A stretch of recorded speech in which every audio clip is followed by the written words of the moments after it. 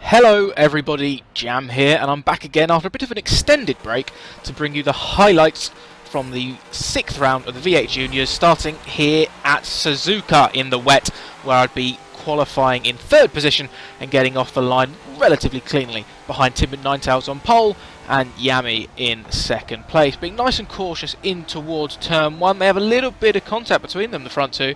Ninetales especially drifting out wide a little bit, try and sort of make the most of that and almost try and push Yami past. I was hoping to try and get involved myself, but it didn't quite work, as Ninetales, as his teammate Blazer, was able to close up really close behind me. We did see his nose on my screen for a very brief amount of time. And the rest of this opening sector is just all about hanging on to the two in front of me, really, as we look back, and we did see that there's a little bit of a gap behind me even at this early stage, so I've just got to try and stick with the top two and then potentially find a way past when I can. Yami's getting a little bit sideways up towards the first Degner, but I don't think he's really lost any time doing that. These cars in these sort of conditions are always going to slide around at least a little bit, going a little bit wide on the exit of the second Degner there. Of course, that's something I'm rather used to, and the whole second half of this track is a place I'm rather used to driving around, given the experience I have here in my track build battle series, although that won't necessarily help me here with a completely different type of car, a slightly different track, and of course very, very different driving conditions. Towards the end of the first lap now, just a few corners left. What would be the final corner in my other series, going around Spoon now, and I'm still just sort of hanging back around the same sort of distance, and it looks like Yami has got his nose up the inside of Ninetales on the exit, although apparently not quite.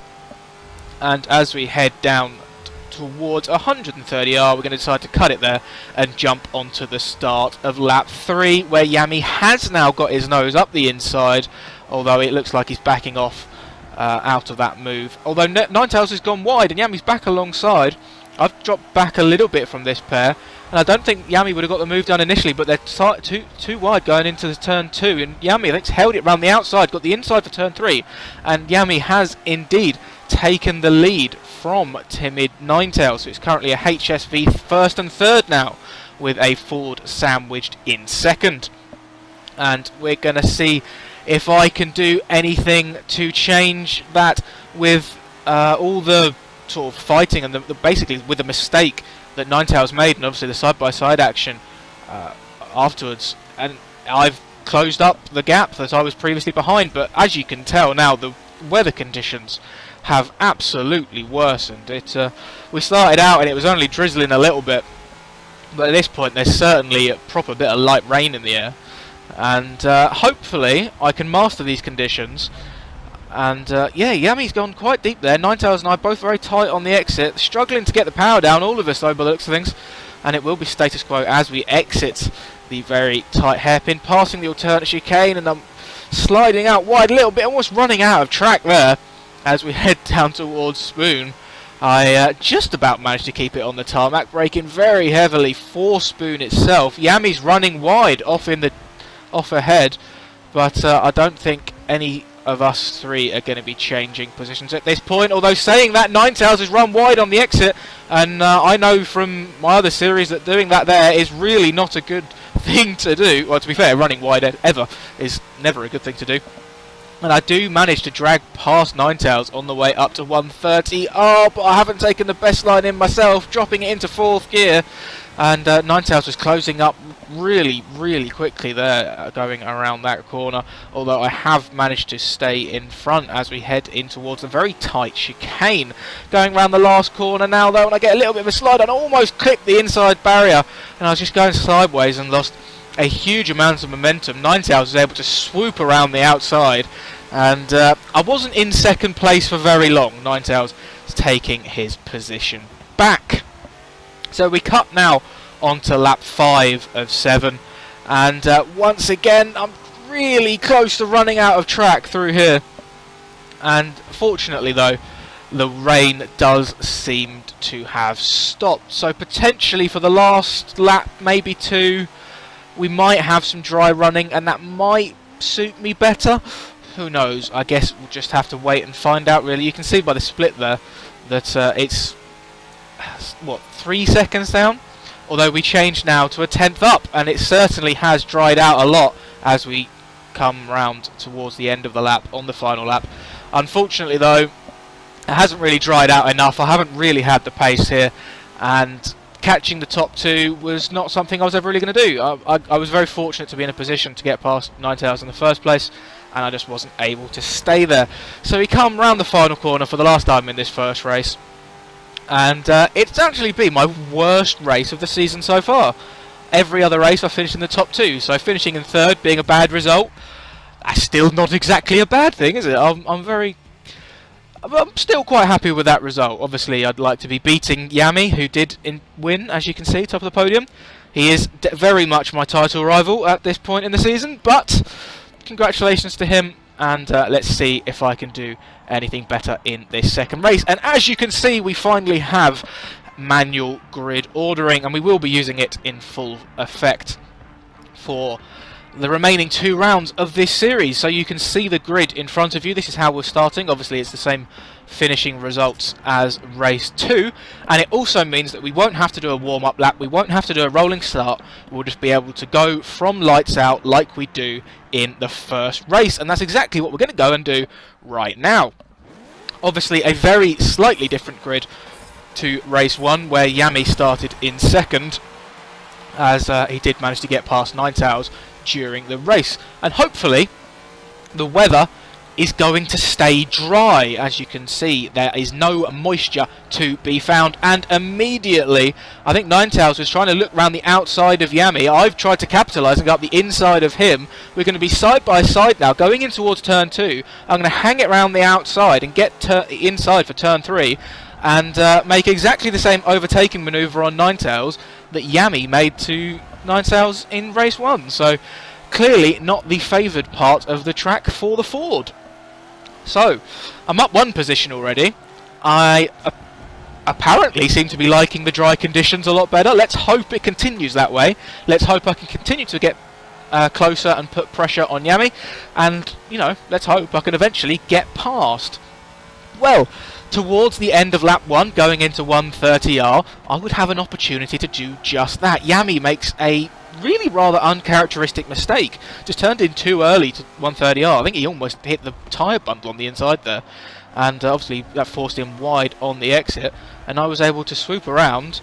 And even though I ran slightly wide on the exit of the chicane myself there, and you know, nearly running out of track once again around the final corner, I have managed to take the lead. So from 3rd to 1st in a single lap, you can see them all piling up behind me. I think Hort is trying to get involved for 3rd place there as well. And yeah, I'm into the lead. So we jump now onto lap 3, and the weather's still looking nice and clear. However, the racing isn't looking quite so clear. Yami getting very, very close. I think after the race he apologised for outbraking himself, but I thought, looking back, it was somewhat of a, even at the time I thought it was a fairly fair move. I just didn't realise he was going to be coming in, so I didn't give him enough room. And with Yami, I think he said he did let off to let me keep the position, and with that he's had to suddenly start defending from hordes. So a little bit of a minor incident, a little bit unfortunate for everyone involved really, but fortunately it hasn't seemed to have had too much of an effect. Now I think this is the bit that I was thinking about cutting to. Oh no, it isn't. I know. It's been a while since I've done this race, so I can't remember exactly what it is that I'm cutting to. I had a really rather bad run once again around 130R. Once again dropping into 4th gear like we saw me do in the previous race on one occasion. Trying to keep it neat and tidy around the final chicane. And it would be on lap 7 on which I jump into the pits. And Yami does so immediately behind me, and Ninetales does so immediately behind him.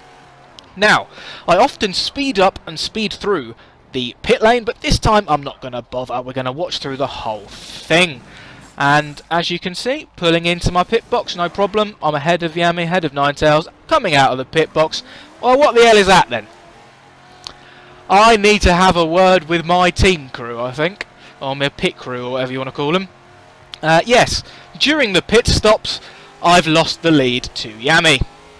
So, all my hard work in race 1, well, I didn't really do that much hard work in race 1, I just didn't make any mistakes. But, you know, yeah, I lost the lead in a rather unfortunate manner, and for the next few laps, things wouldn't really change. The gap would stay very similar to what you can see currently on screen, and it wouldn't be until the end of lap 10 where, admittedly with probably a tiny bit of corner cutting here, not hugely significant, I had a fantastic run on Yami, but then this happens. And basically, this is where the recording cuts off. And it cut off because my laptop decided to shut down because it was overheating, which cut the power to my capture card, which cut the HDMI signal from my Xbox to my telly, which means I couldn't see where I was driving. I have no footage of what happened next because obviously the capture cut off, the replay cuts off too early to see it, and the Xbox DVR failed when I tried to record the last few minutes. So basically, the rest of the race we're not going to be able to see, but because I couldn't see anything at that point when it froze, I crashed. So this was the podium. Yami ended up winning with 9,000 second and Hordes was third. I dropped to 5th and spent the last lap driving around, or the last 2 laps driving around on my own. So this would be the results from round 6. Easily my worst round. I mean, the first race was my worst race anyway, but it was still a podium. I was still happy with it. And then the second race just went from bad to worse, losing the lead in the pit stops and then just crashing out because my laptop shut down. I mean, it's technical difficulties. It could well have been a mechanical failure in real life, and it's just one of those things we have to take on board. Fortunately, with a drop round in this series, it might not hurt me too much, but this is the overall standings, and you can see that I do still lead the way with quite a margin over Yami. Now, a bit of pre-final round maths for you. Because of the way the drop rounds work, obviously Yami will be dropping 22 points if he scores more than that in the last round, and I'll be dropping 38 points if I score more than that in the last round, because that's the lowest we've scored so far. I will currently lead Yami by 14 points. I think that's the sort of gap that will be yeah. Basically, I'm 14 points ahead effectively, even though I'm actually, 30 points ahead. So yes, it's certainly going to be an interesting final round, and I hope to join you for that soon. But until then, goodbye.